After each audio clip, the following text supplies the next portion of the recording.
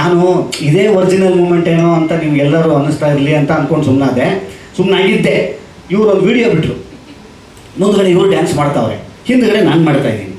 Choreographer rocks Sharan shocks ಅಂತ. ಇದು ಬೇಕಾಗಿತ್ತ ನನಗೆ? ಅಲ್ಲಿ ತನಕ ಬೆಸ್ಟ್ ಡ್ಯಾನ್ಸರ್ ನಾನು, ಸಾಕಾತು ಡ್ಯಾನ್ಸರ್ ಅಂತಿತ್ತು. ಇವಮ್ಮ ಅದೊಂದು ಹಾಕಿದ್ರು ರೀ ವಿಡಿಯೋ. ಅವಾಗ ಆ್ಯಕ್ಚುಲಿ ಹೇಳ್ಬೇಕು ಅಂತಂದರೆ ಅದು ನಿಜವಾದ ಮೂಮೆಂಟು, ಹಂಗೆ ಮಾಡಬೇಕಾಗಿತ್ತು ನಾನು. ಶರಣ್ ಶಾಕ್ಸ್ ಇಲ್ಲಿ ನೋಡ್ತಾ ಇದ್ದೀನಿ, ಇವ್ರು ನೋಡ್ತಾ ಇದ್ದೀನಿ, ಇವರೇನಾ ಇವರು ಅಂತ.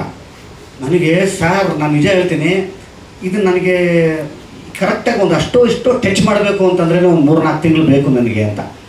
ಮೇಲೆ ಅವತ್ತೇನು ರಿಹರ್ಸಲ್ ಮಾಡಲಿಲ್ಲ, ಸುಮ್ಮನೆ ನಾನೇ ನೋಡ್ತೀನಿ. ನಾನು ಅವ್ರಿಗೇನೋ ಒಂದು ಸುಳ್ಳು ಹೇಳಿದೆ, ನಾನು ಫಸ್ಟೇ ರಿಹರ್ಸಲ್ ಮಾಡಲ್ಲ, ನಾನು ಫಸ್ಟೇ ಬರೀ ನೋಡ್ಕೊತೀನಿ, ಇದು ನನ್ನ ಸ್ಟೈಲು ಅಂದೆ. ಅವ್ರು ನನ್ನ ಮೊದಲನೇ ಇದಕ್ಕೆ ಸಿನಿಮಾ ಇದಕ್ಕೆ ಫಸ್ಟ್ ಸಾಂಗಿಗೆ ಇವರು ರಿಹರ್ಸಲ್ಗೆ ಅಂತ ಆಯ್ತು. ಯಾರು ದರ್ಶಿನಿ ಅಂತ ಸರ್, ಒಂದು ಹೊಸ ಹುಡುಗಿ ಡ್ಯಾನ್ಸು ಮಾಡ್ತಿದ್ದಾರೆ. ಓಕೆ ಪರವಾಗಿಲ್ಲ. ನನಗೆ ಆಮೇಲೆ ಫಸ್ಟ್ ಆಫ್ ಆಲ್ ನಾನು ಡ್ಯಾನ್ಸ್ ಮಾಡೇನೆ ಪ್ರೀ-ಕೋವಿಡ್ ನಾನು ಡ್ಯಾನ್ಸ್ ಮಾಡಿದ್ದು. ಕೋವಿಡ್ ಆದಮೇಲೆ ಡ್ಯಾನ್ಸೇ ಮಾಡಿಲ್ಲ ನಾನು. ಆಮೇಲೆ ಫಸ್ಟ್ ಆಫ್ ಆಲ್ ನನಗೆ ಡ್ಯಾನ್ಸ್ ಅಂತಂದು ನಾವಾಗೇ ಡ್ಯಾನ್ಸ್ ಮಾಡ್ಕೊಳ್ಳುವಂಥವ್ರಲ್ಲ, ಯಾರು ಈಗ ಬಂದು ರುಬ್ಬಿದ್ರೇ ನಾವು ಡ್ಯಾನ್ಸರ್ ಒಬ್ಬನ ಎದ್ದೇಳ್ತಾನೆ ಒಳಗಿಂದ. ಇಲ್ಲ ಅಂತಂದರೆ ಇಲ್ಲವೇ ಮರ್ತೇ ಹೋಗ್ಬಿಟ್ಟಿರುತ್ತೆ ಡ್ಯಾನ್ಸು. ಸರಿ, ಯಾರೋ ಇವ್ರು ಹೇಳಿದ್ರಲ್ಲ ಹುಡುಗಿ ಅಂತಂದರೆ ಪರವಾಗಿಲ್ಲ, ಏನೋ ಹುಡುಗಿ ಅಂತಂತಂದರೆ ಸ್ವಲ್ಪ ಮೂಮೆಂಟ್ಸ್ ಎಲ್ಲ ಒಂಚೂರು ಆರಾಮಾಗಿ ಹಾಕಿರ್ತಾರೆ ಅಂತ ಅಂದ್ಬಿಟ್ಟು ಇದಾಯಿತು. ಇವ್ರು ಬಂದರು ಮನೆಗೆ ಬಂದುಬಿಟ್ಟು, ಸರ್ ನಿಮ್ಗೊಂದು ವಿಡಿಯೋ ಕಳಿಸಿದ್ದೀನಿ ನೋಡಿ ಅಂತಂದರು. ಆಗಲೇ ಇವರು ಒಂದು ವಿಡಿಯೋ ಮಾಡಿದರು, ಟಟ. ಅದು ಹೆಂಗಿದೆ ಅಂದರೆ ಮೊಬೈಲಲ್ಲಿ ನೋಡ್ತಾ ಇದ್ದೀನಿ, ಇವ್ರು ನೋಡ್ತಾ ಇದ್ದೀನಿ, ಇವರೇನಾ ಇವರು ಅಂತ. ನನಗೆ ಸರ್ ನಾನು ನಿಜ ಹೇಳ್ತೀನಿ, ಇದು ನನಗೆ ಕರೆಕ್ಟಾಗಿ ಒಂದು ಇಷ್ಟೋ ಟಚ್ ಮಾಡಬೇಕು ಅಂತಂದ್ರೆ ಒಂದು 3-4 ತಿಂಗಳು ಬೇಕು ನನಗೆ ಅಂತ. ಮೇಲೆ ಅವತ್ತೇನು ರಿಹರ್ಸಲ್ ಮಾಡಲಿಲ್ಲ, ಸುಮ್ಮನೆ ನಾನೇ ನೋಡ್ತೀನಿ. ನಾನು ಅವ್ರಿಗೇನೋ ಒಂದು ಸುಳ್ಳು ಹೇಳಿದೆ, ನಾನು ಫಸ್ಟೇ ರಿಹರ್ಸಲ್ ಮಾಡಲ್ಲ, ನಾನು ಫಸ್ಟೇ ಬರೀ ನೋಡ್ಕೊತೀನಿ, ಇದು ನನ್ನ ಸ್ಟೈಲು ಅಂದೆ. ದೇವರೇ ನನ್ನ ಸ್ಟೈಲ್ ಅದಲ್ಲ, ದೇವರೇ ನನ್ನ ಸ್ಟೈಲ್ ಅಲ್ಲ. ಫಸ್ಟ್ ಅವ್ರನ್ನ ಕಳಿಸ್ಬೇಕಾಗಿತ್ತು ನಾನು ಇವತ್ತವರಿಗೆ. ಅಕಸ್ಮಾತ್ ಏನಾದ್ರು ನಾನು ಅವತ್ತು ಮೂವ್ಮೆಂಟ್ ಮಾಡಿಬಿಟ್ಟಿದ್ದಿದ್ರೆ ಇವ್ರು ಆ್ಯಕ್ಚುಲಿ ಭಯ ಬಿಟ್ಬಿಡ್ತಿದ್ರು. ಯಾಕಂದರೆ ಪಾಪ ಸಾರ್ ಇದು ನನ್ನ ಮೊದಲನೇ ಸಾಂಗ್ ಸಾರ್, ಸಖತ್ತಾಗಿ ಮಾಡಬೇಕು ಸಾರ್ ಅಂತ ಎಲ್ಲ ಬರೋನವರು. ಅಯ್ಯೋ ಪಾಪ ಇವ್ರು ಇಷ್ಟೊಂದು ಪ್ರೀತಿ ಇಟ್ಕೊಂಡ್ಬಿಟ್ಟಿದೆ ಇವಮ್ಮ, ನಾನು ಬರೀ ಹಿಂಗೆ ಕೆಟ್ಟದಾಗ ಡ್ಯಾನ್ಸ್ ಮಾಡಿಬಿಟ್ರೆ ಪಾಪ ಹೋಯ್ತು ಗುರು ಇದು ಅಂತ ಅಂದ್ಕೊಂಡ್ಬಿಡ್ತಾರೆ ಅಂತ ಅವ್ರನ್ನ ಕಳಿಸ್ದೆ ನಾನು. ನೀವು ಸುಮ್ಮನೆ ನೋಡಿ ನನ್ನ ಮೂಮೆಂಟ್ ಎಲ್ಲ ನೋಡಿ ನೀವು, ಅದೆಲ್ಲ ಒರಿಜಿನಲ್ ಮೂಮೆಂಟು. ನಾನು ಇದೇ ಒರಿಜಿನಲ್ ಮೂಮೆಂಟ್ ಏನೋ ಅಂತ ನಿಮ್ಗೆಲ್ಲರೂ ಅನ್ನಿಸ್ತಾ ಇರಲಿ ಅಂತ ಅಂದ್ಕೊಂಡು ಸುಮ್ಮನಾಗಿದ್ದೆ. ಇವರು ಒಂದು ವಿಡಿಯೋ ಬಿಟ್ಟರು, ಮುಂದ್ಗಡೆ ಇವರು ಡ್ಯಾನ್ಸ್ ಮಾಡ್ತಾವ್ರೆ, ಹಿಂದ್ಗಡೆ ನಾನು ಮಾಡ್ತಾ ಇದ್ದೀನಿ. ಅದು ನೀವೇ ಯೂಟ್ಯೂಬಲ್ಲಿ ಹಾಕಿದ್ರಿ ಅಂತ ಕಾಣಿಸುತ್ತೆ. ನಾನು ಸುಮಾರು ಇದರಲ್ಲಿ ಕಮೆಂಟಲ್ಲಿ ನೋಡ್ತಾ ಇದ್ದೀನಿ ನಾನು. ಅದು ಯಾವುದು ಆದರ್ಶಿನಿ ಕರೆಕ್ಟ್, ಹಿಂದ್ಗಡೆ ಅದು ಯಾರೊಬ್ರು ಕಮೆಂಟ್, ಫಸ್ಟ್ ಕಮೆಂಟೇ ಕೊರಿಯೋಗ್ರಾಫರ್ ರಾಕ್ಸ್ ಶರಣ್ ಶಾಕ್ಸ್ ಅಂತ. ಇದು ಬೇಕಾಗಿತ್ತ ನನಗೆ? ಅಲ್ಲಿ ತನಕ ಬೆಸ್ಟ್ ಡ್ಯಾನ್ಸರ್ ನಾನು, ಸಾಕಾತು ಡ್ಯಾನ್ಸರ್ ಅಂತಿತ್ತು. ಇವಮ್ಮ ಅದೊಂದು ಹಾಕಿದ್ರು ರೀ ವಿಡಿಯೋ. ಅವಾಗ ಆ್ಯಕ್ಚುಲಿ ಹೇಳ್ಬೇಕು ಅಂತಂದರೆ ಅದು ನಿಜವಾದ ಮೂಮೆಂಟು, ಹಂಗೆ ಮಾಡಬೇಕಾಗಿತ್ತು ನಾನು. ಶರಣ್ ಶಾಕ್ಸ್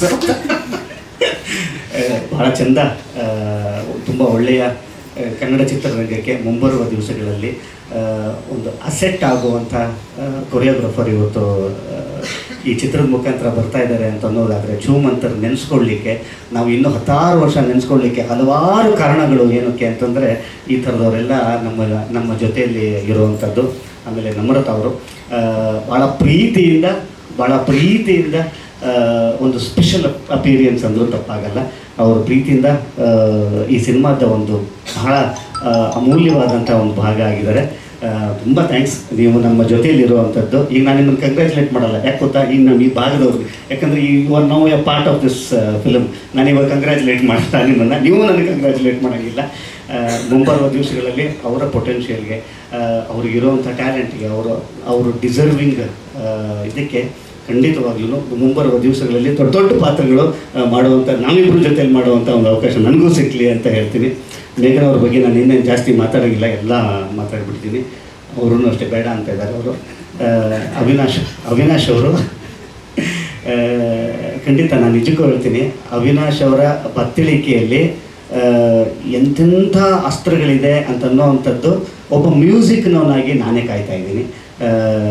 ಯಾಕಂತಂದರೆ ಅವ್ರಿಗೆ ಗೊತ್ತು ನನಗೆ, ಅವ್ರಿಗಿದ್ದಂಥ ಚಾಲೆಂಜಸ್ ಈ ಸಿನಿಮಾದಲ್ಲಿ. ಚಿಕ್ಕದೊಂದು ಅವಕಾಶ ಸಿಕ್ಕರೂ ಕೂಡ ಅಲ್ಲಿ ಅವ್ರದ್ದೇನೋ ಒಂದು ಸ್ಟ್ಯಾಂಪನ್ನ ಒತ್ತುತ್ತಾರೆ. ಯಾಕಂತಂದರೆ ಅವರಿಗೆ ಇರುವಂಥ ಅಷ್ಟು ಸಂಗ್ರಹ, ಮ್ಯೂಸಿಕ್ಕಿನ ವಿಚಾರದಲ್ಲಿ ಸಂಗ್ರಹ ಖಂಡಿತವಾಗಲೂ ಸರ್ ಈ ಸಿನಿಮಾದ ಮುಖಾಂತರ ಮುಂದಿನ ವರ್ಷಗಳಲ್ಲಿ ನಮ್ಮ ಕೈಗೂ ಸಿಗಲಾರದಷ್ಟು ಬ್ಯುಸಿ ಆಗಲಿ ಅವಿನಾಶ್ ಅನ್ನೋವಂಥದ್ದು ನನ್ನ ಆಶಯ. ಮತ್ತು ನವನೀತ್ ಅವ್ರಿಗೆ ಏನು ಹೇಳಿ ನೋಡಿ, ನವನೀತ್ ಅವರು ಎಷ್ಟು ಟ್ವಿಸ್ಟ್ಗಳು ಮತ್ತು ಸಿನಿಮಾದಲ್ಲಿ ಸರ್ಪ್ರೈಸಸ್ ಇಡ್ತಾರೆ ಅಂತಂತಂದರೆ ಇಲ್ಲಿ ಬಂದಮೇಲೆ ಗೊತ್ತಾಗಿದ್ದು ಈ ಸಾಂಗ್ ರಿಲೀಸ್ ನನಗೆ ಅಂತ.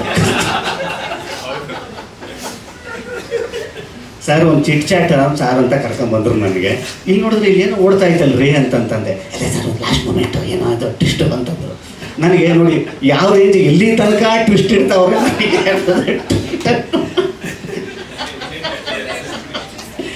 ಗೊತ್ತಿಲ್ಲ ನನಗೆ. ಅವ್ರ ಸ್ಕ್ರಿಪ್ಟಲ್ಲಿ ಮಾತ್ರ ಟ್ವಿಸ್ಟ್ ಅಂದ್ಕೊಂಡೆ. ಭಯಾನಕ ಇದು.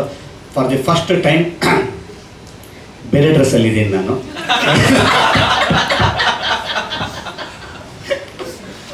ಬೇರೆ ಡ್ರೆಸ್ಸಲ್ಲಿದ್ದೀನಿ. ಅದು ಟ್ವಿಸ್ಟ್ ಅವ್ರಿಗೆ. ಯಾಕಂದರೆ ಇದನ್ನು ಅವ್ರಿಗೆ ಹೇಳೋಕ್ಕೆ ಬಿಟ್ಟಿಲ್ಲ ನಾನು. ಸರ್ ಅದೇ ಆ ಚೂಮಂತ ಟೀ ಶರ್ಟು ಅಂತಾರೆ ಅಂದ್ಬಿಟ್ಟು ಯಾಕೋ ಮೀನು ಸರ್ ಇಲ್ಲ ನಾನು ಅದಂತ ಹಂಗೆ ಇಟ್ಟಿದ್ದೀನಿ. ನವನೀತ್ ಅವರು ಮಲ್ಟಿ ಟ್ಯಾಲೆಂಟೆಡ್ ಅಂತಂದರೆ ತಪ್ಪಾಗಲ್ಲ. ಇವತ್ತು ಇನ್ನೊಂದು ಟ್ಯಾಲೆಂಟ್ ಅವ್ರದ್ದು ಗೊತ್ತಾಗಿದ್ದು ನನಗೇನು ಅಂತಂದರೆ, ಈ ಸಿನಿಮಾದಲ್ಲಿ ಅವ್ರು ಹಾಡಾಡಿದ್ದಾರೆ ಅಂತ. ನನಗೆ ಯಾವ್ಯಾವ ವಿಚಾರಕ್ಕೆ ನನ್ನ ಹೊಟ್ಟೆ ಮೇಲೆ ಕಲ್ಲಾಗ್ತಾರೆ ಅಂತ ಗೊತ್ತಿಲ್ಲ ನನಗೆ. ಅಷ್ಟೋ ಅಲ್ಲೇ ಇಲ್ಲಿ ಆಡ್ಕೊಂಡೇನೋ ಇದ್ದೆ. ನಾನೇ ಆಡಿದ್ದೀನಿ ಸರ್ ಅಂತಾರೆ. ನಿಜ ಹೇಳ್ತೀನಿ, ತಮಾಷೆಗೆ ಹೇಳ್ತೀನಿ ಕೇಳಿ. ನಾವು ಯೂಶಲಿ ಒಂದು ಅಗ್ರಿಮೆಂಟಲ್ಲಿ ನಮ್ದು ಏನಿರುತ್ತೆ ಅಂತಂದರೆ, ಅಂದರೆ ಪೇಮೆಂಟಿನ ವಿಚಾರಕ್ಕೆ ಅಂದರೆ ರೆಗ್ಯುಲರ್ ಇದರಲ್ಲಿ ಪೇಮೆಂಟಿನ ವಿಚಾರಕ್ಕೆ ಏನಿರುತ್ತೆ ಅಂದರೆ, ಡಬ್ಬಿಂಗ್ ಟೈಮಲ್ಲಿ ಡಬ್ಬಿಂಗಿಂತ ಮುಂಚೆ ಒಂದು ಪೇಮೆಂಟ್ ಇರುತ್ತೆ ಅಂತ. ಇವರಿದಾರಲ್ಲ ಎಲ್ಲರ ವಾಯ್ಸು ಅವರೇ ಮಾತಾಡ್ತಾರೆ. ಎಲ್ಲರ ವಾಯ್ಸು ಅವರೇ ಮಾತಾಡಿದ್ದಾರೆ. ಇನ್ನೂ ಈ ಪಿಕ್ಚರಲ್ಲಿ ಯಾರ್ಯಾರು ವಾಯ್ಸ್ ಮಾತಾಡಿದ್ದಾರೆ ಅಂತ ಅನ್ನೋವಂಥದ್ದು ನಾನು ನಿಧಾನಕ್ಕೆ ಆಮೇಲೆ ಹೇಳ್ತೀನಿ. ಅದಕ್ಕೆ ನಾನೇ ಅಂದ್ಕೊಂಡೆ ಸರ್ ಇನ್ಮೇಲೆ ಅಗ್ರಿಮೆಂಟು ಡಬ್ಬಿಂಗಿಗಲ್ಲ, ಶೂಟಿಂಗ್ ಟೈಮಿಗೆ ಮುಗಿಯುವ. ಇವ್ರ ಟ್ಯಾಲೆಂಟು ನನ್ನನ್ನು ಭಾಳ ಜಾಗೃತನಾಗಿ ಮಾಡಿರೋವಂಥದ್ದು. ನನಗೂ ನನ್ನ ವಾಯ್ಸನ್ನು ಅವರೇ ಮಾತಾಡೋದು. ಅಂದರೆ ಫೈನಲ್ ಅಲ್ಲ ಅದು ಡಬ್ಬಿಂಗಿನ ಹಂತದಲ್ಲಿ ನಾನು ಡಬ್ಬಿಂಗ್ ಮಾಡೋ ಟೈಮಲ್ಲಿ ಇನ್ನು ನನ್ನ ಥರನೇ ಇದೆಲ್ಲಪ್ಪ, ಸೇಮ್ ಇದು ನನ್ನ ಇಂಟೋನೇಷನ್ನು, ನಂದು ಟೂನು ಎಲ್ಲ ನಂದೇ ಇದೆ. ಹೆಚ್ಚಿಕಮ್ಮಿ ಒಂದು 40-50% AI ಮಾಡೋದು ಸರ್. ಅಂದರೆ ಲೈಕ್ ಟೆಕ್ನಾಲಜಿ ಅದರಿಂದ ನೀವಿದ್ದೀರ ಫೀಲ್ ಇರಲಿ ಅಂತ. AI ನೀವು ಅಲ್ಲ. ಆ್ಯಕ್ಚುಲಿ ಏನು ಗೊತ್ತಾ, ನೀವು ಫ್ಲ್ಯಾಟಾಗಿ ಮಾತಾಡಿದ್ರೆ ಬರೋಲ್ಲ. ನೀವು ಒಂಚೂರು ಆ ಇಂಟೋನೇಷನ್ಸ್ ಎಲ್ಲ. ಸೊ ಒಳ್ಳೇದಾಗಲಿ. ಅವರ ಇನ್ನೊಂದಿಷ್ಟು ಟ್ಯಾಲೆಂಟು ಹೊರಗಡೆ ಬರಲಿ. ಏನಂತಂದರೆ such wonderful person to work. ಇವತ್ತು ನನಗೆ ಈ ಸಿನಿಮಾದ ನಿಜವಾದ ದೊಡ್ಡ ಶಕ್ತಿ ಅಂತ ನಾವು ಹಿಂದುಗಡೆ ನೋಡಿ, ಅವ್ರು ಎಲ್ಲೂ ಮುಂದೆ ಬರಲ್ಲ ಅವರು ಅಂತ ಯಾರು ಇದ್ದಾರೆ ಅಂತ ಅನ್ನೋದಾದರೆ it is one and only Navneet ಅವರು. ಯಾಕಂತಂದರೆ ಬರೀ ಕ್ಯಾಮ್ರಾದ ಮುಂದೆ ಮಾತ್ರ ಅಲ್ಲ ರೀ,